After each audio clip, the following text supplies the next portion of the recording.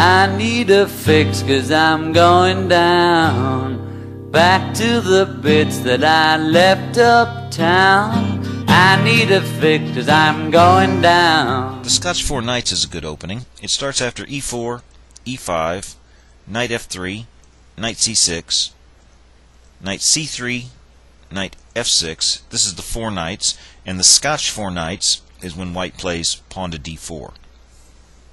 The Scotch game comes about after 3 d4, and then after e takes d4, knight takes d4. If black plays knight to f6, and if white plays knight to c3, we've transposed back into the Scotch 4 Knights. But I recommend the move order of bringing all 4 knights out first, and this way we avoid some of the sidelines, and we have a good chance of getting into the opening that we've prepared. Of course, black can deviate with moves like bishop to c5, and in this instance I recommend the good old center fork trick, knight takes e5, knight takes e5, and d4. We'll look at all that at a later date and time, but for now let's concentrate on the Scotch 4 Knights. And after d4, the main move is to take the pawn. Black could play passively with something like d6, or he could play something a little sharper with bishop to b4, but the overwhelming choice is e takes d4. And now white takes back with knight takes d4. And the main move is bishop to b4, pinning the knight. Bishop to c5 is also a popular choice that we'll look at later. If black is taking on d4, white takes back with the queen. And it's not that black is losing, but white has a big positional advantage. He has 10 points sitting in the middle of the board. And from a practical point of view, it's a sign that black really doesn't know what he's doing. It's not the type of position that we give a lot of study to. So the main move is bishop to b4. And now the idea is the pawn on e4 is hanging. On the next move, black would just take that pawn. And white would like to play bishop to d3 to protect that pawn. But that's a huge blunder, and it's the type of mistake I've seen a lot of players make when they're trying to learn this line. They don't realize that the bishop now blocks the queen's defense of the knight, and black just wins a piece. So please don't blunder. First, white pitches that knight, and he takes on c6, and after b takes c6, now he plays bishop to d3 and protects the pawn. Let's just go back. If black takes back with the queen's pawn, then white can trade queens and black can't castle anymore. And then white breaks the pin, and it looks like black might win the pawn on e4 after bishop takes c3, bishop takes c3, knight takes e4. But white is getting his pawn back with bishop takes g7. And after rook to g8 and bishop to d4, white has the better pawn structure. He has the bishop pair. Black can't castle. His rook on a8 is stuck in the corner. And this is an advantage for white. So they're taking back with the b pawn. And the idea is they will play d5. And now after bishop to d3, black plays d5. There's choices here. He could play d6, and we'll take a look at that in a later video. Or he could play castle, as this is what happened in the game. But it could also transpose back after d5, e takes d5, c takes d5. If black is taking knight takes d5, it appears that white might be in a spot of bother on c3, because black is threatening to take twice. But this is a good situation where development beats material. So white can just castle. And if black's taking on c3 twice, the rook on a1 is hanging. But here white can even just play bishop to a3, cutting off the black king. And if black is taking the rook, then queen takes a1, and now the queen is threatening g7, and that would end the game. So if black plays, say, f6, then after bishop to c4, you can see there's going to be a big, nasty, ugly check on e1. So black takes back with the pawn, and now castle, castle, and that transposes back into the game. The game continued castle, castle, d5, e takes d5, c takes d5, and we have the same position. And here white plays bishop to g5, pinning the knight. It's certainly not the only move. h3 has been very popular lately, and white has been scoring tremendously with this line in the last year or so. And the idea behind h3 is, yes, it does stop the bishop from coming to g4, but it's kind of a high-class waiting move. White is playing kind of flexibly, trying to trick black in a move order transposition so that he gets a better version of certain variations. But I'm recommending bishop to g5 because we have to know what those variations are first, and the whys and wherefores, before we can try and trick our opponent on a move order trick. So bishop to g5 has a certain tactical idea behind it. The pawn on d5 is now in big trouble. And there's a trick here I want you to pay particular attention to. For instance, if black plays h6, white takes on f6, and if the queen takes back, white wins a pawn on d5. And it might look that black can get his pawn back with queen takes b2, but after rook to b1, we can see that the bishop on b4 is going to drop. And if black takes back with the pawn, not only is his kingside pawns in a shambles, but white can play knight takes d5 anyway. And the trick is, after queen takes d5, you can see there's a discovered attack with check here, and bishop takes h7 check wins the queen. So because of this pressure on the d-pawn, black plays pawn to c6. He can also play bishop to e6. This is a good move, and we'll look at that in a later video.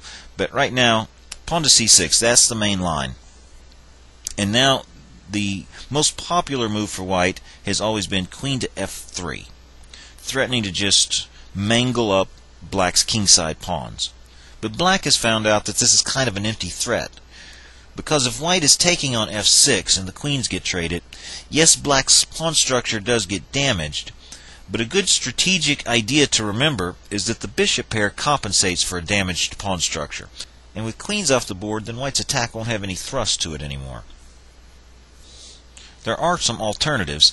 One of those is knight to a4, and this was very popular in the 90s. And the idea is to play pawn to c4 and break the pawns in the center. Another idea is knight to e2. And it's not that white is afraid of the bishop taking on c3 and damaging the pawns, because, as I said, the bishop pair will compensate for a damaged pawn structure. The idea is that white wants to reposition his knight to the f5 square, which is a good attacking square. And he can get there from d4 to f5 or from g3 to f5. But the line that we'll be looking at is queen to f3. And black's main response has always been bishop to e7. He's afraid of his pawns getting damaged.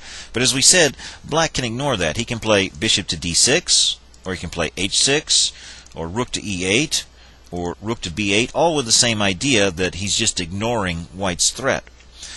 I do want to point out, though, that bishop to g4 is a common type of blunder that happens quite a bit. When this knight is pinned by the bishop, black often thinks that he can counterattack on the queen, but in fact, this idea is just losing a piece. After bishop takes f6, bishop takes f3, bishop takes d8, rook on a takes d8, and g takes f3. If you look around, you'll notice that white is ahead by a knight. So that's a trick to watch out for. So the main line is bishop to e7, and now white plays rook on a to e1. Not the rook from f to e1. It looks wrong because this rook on f is boxed in here in this little corner. But the reason we move the rook from a is that later on we might play pawn to f4 and then do a rook lift and have this rook help in the kingside attack. So remember to move the rook from a to e1. And now black has a lot of choices. He could play rook to e8, or bishop to e6, or rook to b8. The line we're going to be looking at is h6. And what could be more natural? But not only is this move risky, I think it might actually be a mistake, because white has a tremendous shot. Bishop takes h6, and after g takes h6, the idea is queen to e3. with a battery against the bishop on e7 and an attack against the pawn on h6. Going back just a second, if black tries to be sneaky with pawn to d4, then after knight to e4, the idea is g takes h6 and white doesn't have this queen to e3 move. But white is still winning after knight takes f6 check, bishop takes f6, and queen to e4. And the only way to stop the checkmate on h7 is to create an escape square for the king and give up the rook. So after g takes h6, queen to e3, the problem for black is there's only one move that might save him. And that move is pawn to d4. Since the bishop's under attack, bishop to d6 might look like a good move, or rook to e8 to protect the bishop, or bishop to e6 to block the e-file, but as it turns out, all of those moves lose. And we'll look at all of those lines in the next videos. Only d4, and the idea is after queen takes h6, not to take the knight on c3, but to play queen to d6.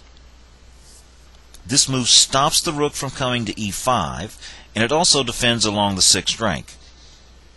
For instance, if white is trying queen to g5 check, king to h8, and rook to e5, black has knight to g4.